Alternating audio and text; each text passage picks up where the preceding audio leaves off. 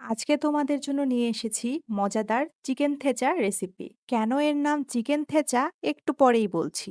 একটি শুকনা কড়াইয়ে কিছু রসুন কোয়া, কাঁচা মরিচ এভাবে শুকনো করে ভেজে সাথে কিছু ধনিয়া পাতা দিয়ে থেতো করে নিচ্ছি। মিহি পেস্ট করার দরকার নেই, জাস্ট থেতো করে নিলেই হবে। কড়াইয়ে সামান্য সাদা তেল গরম করে তাতে কিছু জিরে, দুটা লবঙ্গ, ছোট্ট একটা এলাচ ফোড়ন দিতে হবে। তারপরে পেঁয়াজ কুচি দিয়ে 5 মিনিট নেড়েচেড়ে দিয়ে দিতে হবে আগের থেকে ধুয়ে রাখা চিকেন। সাথে 1 চামচ লবণ দিয়ে 10 মিনিট ভেজে নিয়ে দিয়ে দিচ্ছি থেতো করে রাখা রসুন কাঁচামরিচের মিশ্রণটি। যেহেতু থেতো করে বানানো তাই এই মিশ্রণটির নাম থেচা।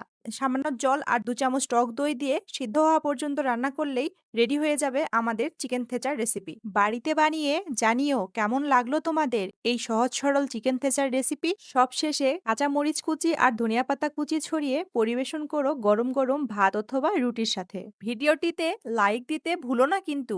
ভালো থেকো সবাই, দেখা হবে পরের ভিডিওতে।